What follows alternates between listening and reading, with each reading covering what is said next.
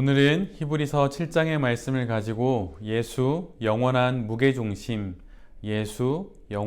무게중심이라는 제목으로 함께 하나님 말씀을 나누도록 하겠습니다. 히브리서를 1장부터 마지막 장까지 천천히 읽어 내려가다 보면 조금은 뜬금없게 읽혀지는 말씀이 히브리서 7장 말씀입니다. 왜냐하면 히브리서 7장에는 그 이전에는 전혀 언급되지 않았던 신비한 인물 멜기세덱이 등장하기 때문입니다. 히브리서 이전에 멜기세덱이 언급되어 있는 본문은 창세기 14장 말씀입니다. 특별히 창세기 14장 18절로 제가 20절까지의 말씀을 읽어 드릴 텐데요. 한번 잘 귀 기울여 들어보십시오. 살렘 왕 멜기세덱이 떡과 포도주를 가지고 나왔으니 그는 지극히 높으신 하나님의 제사장이었더라. 그가 아브람에게 축복하여 이르되 천지의 주제이시요 지극히 높으신 하나님이여 아브람에게 복을 주옵소서. 너희 대적을 내 손에 붙이신 지극히 높으신 하나님을 찬송할지로다 하매 아브람이 그 얻은 것에서 10분의 1을 멜기세덱에게 주었더라. 창세기 14장의 배경은 아브라함의 조카인 롯이 전쟁의 틈바구니에 갇혀서 위기를 맞게 됩니다. 그러자 아브라함이 자신의 용사들을 데리고 가서 롯을 구하게 되지요. 롯을 구하고 집으로 돌아오는 길에 그 길 위에서 아브라함이 멜기세덱을 만나게 됩니다. 멜기세덱을 만나게 된 아브라함은 그로부터 축복을 받게 되지요. 그러자 아브라함은 멜기세덱에게 11조를 바치게 됩니다. 멜기세덱 그를 표현하는 그 창세기 14장의 말씀을 자세히 읽어보면 그를 표현할 때 제일 먼저 살렘 왕이라고 이렇게 이야기합니다. 살렘 왕, 말 그대로 살렘, 예루살렘의 왕, 즉 그는 평화의 왕이라고 하는 것이죠. 또한 그의 이름 멜기세덱에서 알 수 있듯이 그는 멜렉, 즉 그는 왕입니다. 그리고 세덱, 제데크, 즉 의, 정의, 즉 그는 정의의 왕이라고 하는 것이죠. 그리고 창세기 14장 앞에서 제가 읽어드린 것처럼 그는 또 제사장이었기에 전쟁에서 승리하고 돌아온 아브라함을 축복할 수 있었고 또 아브라함이 바치는 11조도 받을 수 있었습니다. 그가 제사장이라고 하는 그 내용에 대한 추가적인 설명은 오늘 본문 히브리서 7장 3절에 또한 이렇게 기록되어 있습니다. 아버지도 없고 어머니도 없고 족보도 없고 시작한 날도 없고 생명의 끝도 없어 하나님의 아들과 닮아서 항상 제사장으로 있느니라. 우리 모두가 알다시피 제사장은 오직 레위 지파에서만 특별히 아론의 후손을 통해서만 제사장이 나올 수 있었죠. 혈통을 통해서만 제사장이 나올 수 있었습니다. 그런데 멜기세덱은 3절의 말씀처럼 그 유래를 찾아볼 수 없고 또 언제 또 어디서 그가 제사장의 직분을 받았는지 전혀 기록되어 있지가 않습니다. 그러나 그는 분명 창세기에 기록되어 있는 말씀처럼 그리고 히브리서에 기록되어 있는 말씀처럼 그는 분명 왕이었고 그는 분명 제사장이었습니다. 정체불명이지만 멜기세덱은 그들의 믿음의 조상이었던 아브라함, 히브리서의 수신자인 유대인들, 히브리인들의 믿음의 조상인 아브라함을 축복할 수 있는 제사장이었음에 틀림없습니다. 그리고 창세기 14장 18절의 말씀처럼 멜기세덱은 지극히 높은 하나님의 제사장이다라고 분명히 성경은 기록하고 있지요. 히브리서는 이 신비한 제사장인 멜기세덱을 언급함으로 히브리서의 7장의 그 한가운데 언급함으로 우리에게 알려주고자 하는 한 가지 사실이 있습니다. 그것은 바로 1장부터 계속해서 우리 모두가 주목하기를 원하는 단 한 분, 바로 예수 그리스도를 우리 모두가 보게 하는 것, 바로 그것이 히브리서 7장에 멜기세덱이 언급되는 이유입니다. 3절의 말씀을 다시 이 관점에서, 즉 예수 그리스도의 관점, 하나님의 아들이신 예수 그리스도를 드러내기 위해서 멜기세덱이 히브리서 7장에서 언급되었다라고 하는 그 관점에서 7장 3절의 말씀을 읽어보면 바로 이 부분이 눈에 더 확 들어옵니다. 아버지도 없고 어머니도 없고 족보도 없고 시작한 날도 없고 생명의 끝도 없어 하나님의 아들과 닮아서 항상 제사장으로 있느니라. 아버지도 없고 어머니도 없고 족보도 없고 시작한 날도 없고 생명의 끝도 없는 그 하나님의 아들 예수 그리스도를 닮은 자가 바로 제사장 멜기세덱이라고 하는 것입니다. 멜기세덱이 하나님의 아들, 즉 예수 그리스도를 닮아서 멜기세덱이 예수 그리스도를 드러내는 그 예가 될 수 있다고 오늘 히브리서는 우리에게 말해 주는 거예요. 아브라함을 축복하는 멜기세덱, 그가 뜬금없이 창세기 14장에 등장하고 전혀 성경 속에 등장하지 않다가 히브리서 7장에 등장하는 그 이유는 그의 어떠한 연유도 기록되어 있지 않은 그의 모습이 바로 하나님의 아들이신 예수 그리스도의 모습과 닮아 있기에 멜기세덱을 통하여서 하나님의 아들이신 예수 그리스도 그분을 보라고 히브리서 7장이 이 멜기세덱을 그의 말씀 가운데 적어놓고 있는 것입니다. 지금 히브리서 기자는 고난 가운데 있는 유대인들에게, 그 성도들에게 그들이 지금 눈으로 보는 레위 지파의 후손인 제사장들보다 그들이 따르는 믿음의 조상인 아브라함을 축복하는 멜기세덱이 더 높은 자라고 하는 것을 주목해야 한다고 말합니다. 그런 멜기세덱은 하나님의 제사장이 분명하다고 그 사실을 알라고 말하는 것이죠. 그렇게 말하는 것을 통하여서 유대인들이 알기를 원하는 것은 바로 이런 거예요. 레위, 그는 바로 아브라함의 증손자들입니다. 아브라함의 증손자인 그 레위 지파보다 먼저 앞서서 하나님 앞에 제사장이 되어 살았던 멜기세덱을 통하여서 이것을 통하여 레위 지파가 갖는 제사장 직분과 멜기세덱이 가졌던 제사장 직분의 그 차이를 보라고 지금 우리에게 말하는 것입니다. 이 차이를 보게 하는 것이 바로 히브리서 7장의 목적이라고 하는 것이죠. 그리고 바로 이 연장선에서 히브리서 기자는 고난 가운데 있는 성도들에게 지금 그들이 믿고 있는 예수 그리스도가 바로 이런 대제사장이 되신다고 하는 것을 보라고 말하는 것입니다.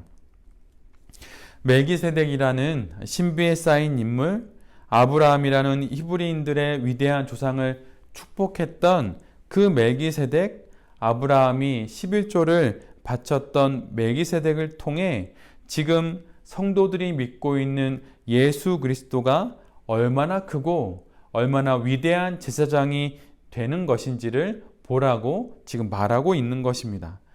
거울을 통해 실물을 보듯 멜기세덱이라는 그 연유를 알 수 없는, 그 기원을 알 수 없는 제사장을 통해 영원한 제사장인 예수 그리스도를 바라보라고 지금 히브리 성도들에게 말하고 있는 것이죠. 만약에 내가 존경하는 어떤 분이 있다고 한다면 그분을 만난 자리에서 그분이 갑자기 자리에서 일어나 어떤 낯선 분에게 고개를 숙여 인사한다면 우리는 아마 이런 생각을 하지 않겠습니까? 내가 존경하는 그분이 고개를 숙여 인사하는 분이라면 그분이 분명 이분보다 더 높은 분이고 더 존경을 받기에 합당한 분이겠구나라는 생각을 그렇게 유추할 수 있지 않겠습니까? 이것처럼 지금 히브리서는 아브라함을 통해 멜기세덱을 보게 하고 또 이런 멜기세덱을 통해 결국 영원한 하나님의 제사장이신 예수 그리스도를 보라고 우리로 하여금 멜기세덱을 통하여서 영원한 예수 그리스도를 보라고 그렇게 우리에게 말하고 있는 것입니다. 우리 신앙의 모든 무게는 어느 한 믿음의 선인 어느 목회자에게 있지 않습니다. 우리의 모든 미래, 우리의 구원은, 우리의 영원한 희망은 오직 예수 그리스도에게만 둘 수 있는 것이죠. 오스왈드 챔버스가 쓴 주님은 나의 최고봉의 3월 24일자 그 말씀에 이런 문구가 들어있어요. 제가 한번 읽어드릴 테니 잘 한번 들어보십시오. 만일 당신이 어떤 사람에게 절대적으로 필요한 존재가 된다면 당신은 하나님의 질서에서 벗어난 것입니다. 만일 당신이 어떤 사람에게 절대적으로 필요한 존재가 된다면 그것은 하나님이 정해놓으신 질서에서 벗어난 것이라고 말하는 거예요. 예수 그리스도 이외에 그 누구도 우리에게 절대적인 존재가 될 수 없습니다. 또한 나 역시 누군가에게 그런 절대적인 존재가 되어서도 안 되는 것이죠.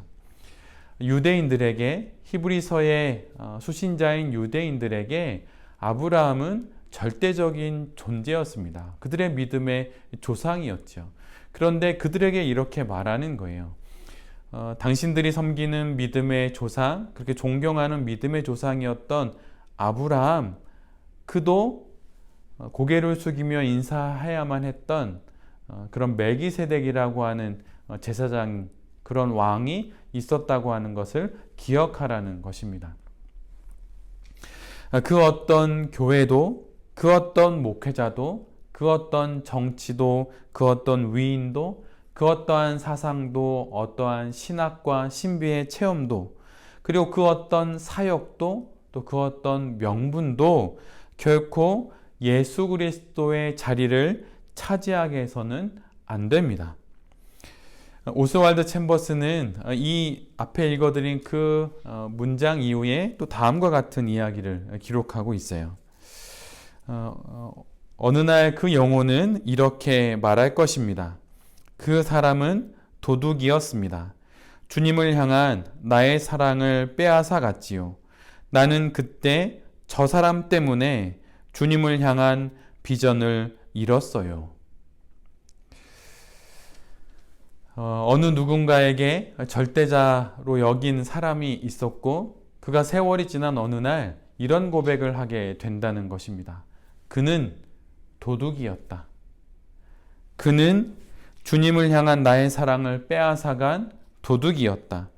나는 그때 저 사람 때문에 주님을 향한 비전을 잃어버렸다.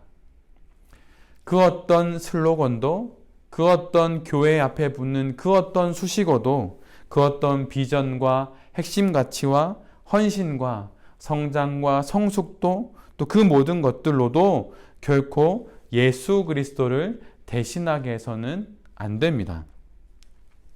목회자는 성도들 앞에 그런 도둑이 되지 않도록 조심하고 또 조심해야 하는 것이죠.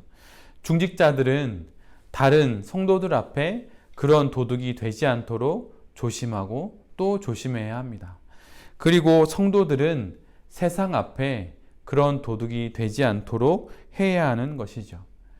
그리고 부모들은 자식들 앞에 자신이 그런 존재가 되지 않도록 세심히 살펴야 합니다. 자녀들에게 내가 아니라 예수 그리스도가 가장 필요한 존재가 될 수 있도록 하는 것이 부모가 할 수 있는 자녀를 향한 최고의 선물인 것이죠. 실물을 비추는 거울이 되는 것, 그것이 바로 우리가 해야 할 일입니다. 실물이 되려고 하는 것이 아니라 실물을 잘 비추어서 그것을 보고 사람들이 그 실물을 사모할 수 있도록, 그 실물을 만나기를 원할 수 있도록 그 거울의 역할을 잘하는 것이 바로 우리가 해야 할 역할이라고 하는 것이죠. 오직 예수 그리스도가 유일한 필요가 되는 것, 그리고 그 필요가 되게 하는 것, 그것이 바로 신앙 생활입니다. 그리고 그 실물을 날마다 만나는 것이 바로 신앙 생활이지요. 오직 예수 그리스도가 유일한 필요가 되는 것, 그것이 바로 우리의 신앙 생활입니다. 이렇게 살다 죽는 것이 바로 신앙이죠. 그러한 삶을 살아갈 때 우리 모두는 이러한 고백을 하게 될 것입니다. 세례 요한처럼 이러한 고백을 하게 되는 것이죠. 그는 흥하여야 하겠고 나는 쇠하여야 하리라. 이 아름다운 고백이 우리의 고백이 되기를 간절히 빕니다. 그런데 실은 세례 요한의 이 고백 이전에 세례 요한은 이러한 그리스도 예수에 대한 고백을 스스로 합니다. 요한복음 3장 31절로 36절까지의 말씀입니다. 한번 잘 귀 기울여 들어보십시오. 위로부터 오시는 이는 만물 위에 계시고 땅에서 난 이는 땅에 속하여 땅에 속한 것을 말하느니라. 하늘로부터 오시는 이는 만물 위에 계시나니 그가 친히 보고 들은 것을 증언하되 그의 증언을 받는 자가 없도다. 그의 증언을 받는 자는 하나님이 참되시다는 것을 인쳤느니라. 하나님이 보내신 이는 하나님의 말씀을 하나니 이는 하나님이 성령을 한량없이 주심이니라. 아버지께서 아들을 사랑하사 만물을 다 그의 손에 주셨으니 아들을 믿는 자에게는 영생이 있고 아들에게 순종하지 아니하는 자는 영생을 보지 못하고 도리어 하나님의 진노가 그 위에 머물러 있느니라. 세례 요한의 이 고백은 히브리서의 고백과 동일한 고백입니다. 땅으로부터 말미암는 것이 아니라 하늘로부터 말미암느니 그를 믿고 그를 따라야 한다고 세례 요한이 말하고 있는 것이죠. 바로 이 모습이 멜기세덱의 모습과 너무나도 닮아 있다고 하는 거예요. 모세오경 창세기, 그것이 유대인들에게 얼마나 중요한 말씀입니까? 그걸 거의 외우고 있지 않습니까? 근데 그 말씀을 깊이 알고 있는 히브리서의 수신자인 유대인들에게 히브리서 기자가 이렇게 말하는 거예요. 너희들이 알고 있는 아브라함을 축복했던 멜기세덱, 그보다 더 높으신 분, 그분이 바로 예수 그리스도라고, 그 사실을 기억해야 한다고 지금 히브리서의 기자는 성도들에게 말하고 있는 것입니다. 위로부터 나시니 우리가 믿어야 할 유일한 분, 우리가 영원히 믿어 영생에 이르게 하시는 그 일을 우리에게 이루시는 분, 그분이 바로 예수 그리스도라고, 그분을 믿어야 한다고, 고난 가운데 오직 예수 그리스도만이 영원한 제사장이 되신다고, 그 사실을 알아야 한다고 지금 말하고 있는 것입니다. 그 이외의 모든 것들, 믿음의 조상인 아브라함도, 모세도, 다윗도, 그 모든 것들은 바로 이 단 하나의 사실을 위한 징검다리에 지나지 않고 또 임시방편에 지나지 않는다고 하는 것입니다. 그러나 히브리서는 이 임시방편, 징검다리에 지나지 않은 이러한 것들이 무익하다고 말하고 있지는 않아요. 그것들이 효과가 없다고 말하고 있지는 않습니다. 히브리서 7장 19절과 21절로 22절의 말씀을 제가 읽어 드립니다. 이에 더 좋은 소망이 생기니 이것으로 우리가 하나님께 가까이 가느니라. 그들은 맹세 없이 제사장이 되었으되 오직 예수는 자기에게 말씀하신 이로 말미암아 맹세로 되신 것이라. 주께서 맹세하시고 뉘우치지 아니하시리니 내가 영원히 제사장이라 하셨도다. 이와 같이 예수는 더 좋은 언약의 보증이 되셨느니라. 예수는 더 좋은 언약의 보증이 되셨습니다. 더 좋은, 즉 땅의 것들의 유익을 부정하지는 않고 있는 거예요. 요나서에 나오는 박넝쿨보다 니느웨 성의 사람들이 더 중요하지 않겠냐고 말씀하시는 그 하나님의 말씀을 볼 때마다 니느웨 성의 사람들을 향하여서 기울어져 있는 그 하나님의 저울추를 보게 됩니다. 이처럼 우리의 신앙의 저울추가 다른 모든 것을 향하여서 기울어질 것이 아니라 오직 한 분 예수 그리스도를 향하여서 기울어져야 한다고 히브리서는 우리에게 말하고 있는 거예요. 그리고 나머지는 이 기울어진 방향에 따라 적재적소에 또 유익하게 사용되어야 한다고 말하고 있는 것이죠. 봄이 되었습니다. 비록 주말에 이렇게 비가 내리곤 있지만 봄이 되었습니다. 산과 들에 아름답게 이제 봄이 왔고 또 이제 봄의 소식을 알리는 꽃이 피기 시작합니다.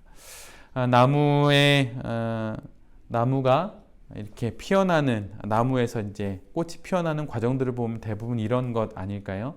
씨앗이 심기고 또 씨앗이 또 새싹이 되고 새싹이 자라나서 이제 그럴듯한 관목이 되고 또 관목이 조금 자라서 또 잎사귀가 나고 또 잎사귀 위에 꽃이 피고 또 꽃이 진 다음에 또 그 자리에 열매가 맺히고 또 우리가 이렇게 열매를 거두게 되지요. 그런데 여러분 혹시 아십니까? 봄에 피는 꽃은 좀 그 모양이, 그 순서가 좀 다르다는 것을 말이죠. 봄에 피는 꽃들은 개나리나 매화나 뭐 진달래나 이런 꽃들을 자세히 보면 실은 그것들은 싹이 나고 또 잎이 나고 그 다음에 꽃이 피는 것이 아니라 제일 먼저 꽃이 핍니다. 그 다음에 꽃이 지고 그 다음에 잎사귀가 나죠. 우리가 잘 알고 있는 개나리를 보면 그것을 가장 쉽게 알 수 있어요. 개나리가 길에 피는 것을 보면 개나리는 이렇게 개나리 나무 위에 개나리가 필 때 먼저 꽃이 노랗게 핍니다.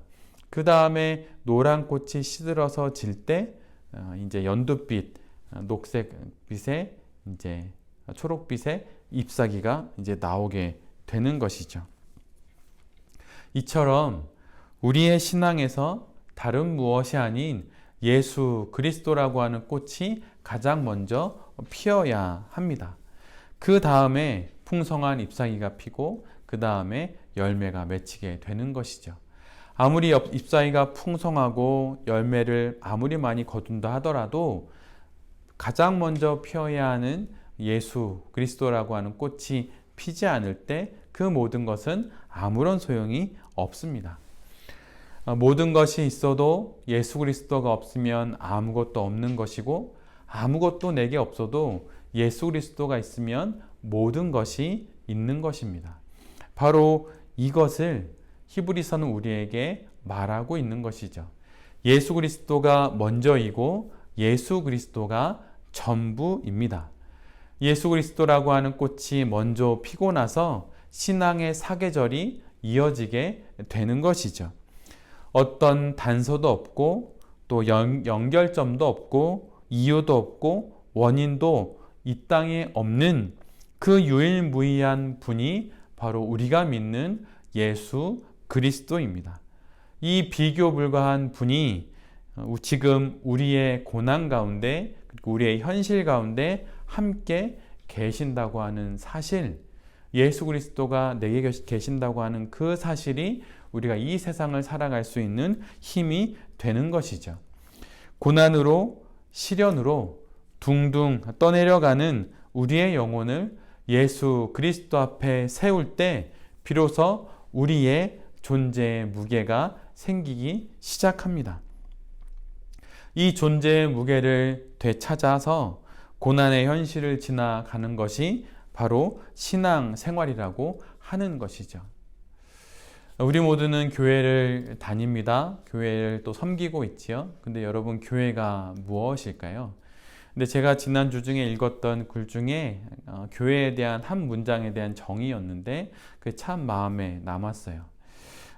교회란 바로 이런 거라고 하는 거예요. 교회란 기능이 아닌 존재를 훈련하는 이 세상의 유일무이한 곳이다. 교회란 기능을 훈련하는 것이 아니라 존재를 훈련할 수 있는 유일한 곳이라고 하는 거예요. 어떤 기능, 사역, 헌신, 봉사 이런 것이 아닌 예수 그리스도를 자신의 존재의 무게 중심으로 삼는 것을 연습하고 훈련하는 곳이 바로 교회입니다. 나머지는 다 그 다음이에요. 혹시 너무 우리의 신앙생활이, 우리의 말씀 생활이, 아니면 나의 어떤 신앙의 훈련들이 너무 기능에 맞춰져 있지 않습니까? 그런데 실은 교회는 기능이 아닌 존재를 훈련하는 곳입니다. 그래서 실은 매우 더디고 매우 지루하기도 해요.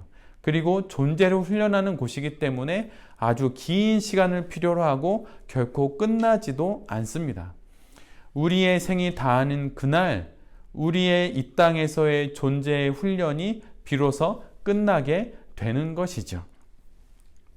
우리가 큐티를 하는 이유, 기도를 하는 이유, 예배를 드리는 이유, 그 모든 것이 바로 예수 그리스도가 나의 완전한 필요요, 예수 그리스도가 내 존재의 영원한 무게 중심임을 알기 위함입니다.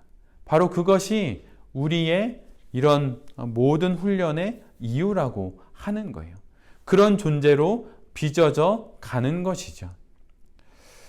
그렇게 살아가는 것을 배우고 또 그런 것을 서로 격려하는 곳이 바로 교회입니다. 예수 그리스도, 이 나의 영원한 존재의 무게중심이 되시는 그 주님을 바라보며 살아가는 모든 성도님들이 되시기를 간절히 빕니다. 큐티를 하는 것을 통해 매일매일 우리가 살아가는데 그것을 통하여서 우리가 우리의 존재를 새롭게 빚어가는 그 일이 일어나야 하는 거예요. 기도를 하면서 그 기도를 통하여서 우리의 존재가 새롭게 빚어져 가야 합니다.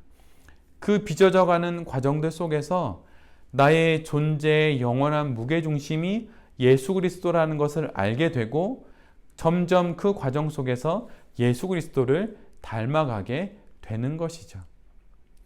이것이 바로 우리의 신앙 생활입니다.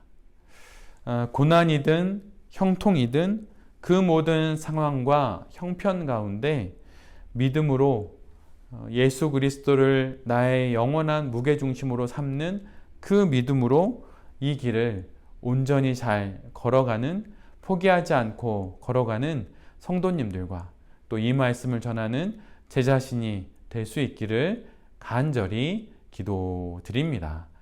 아멘. 제가 기도하겠습니다.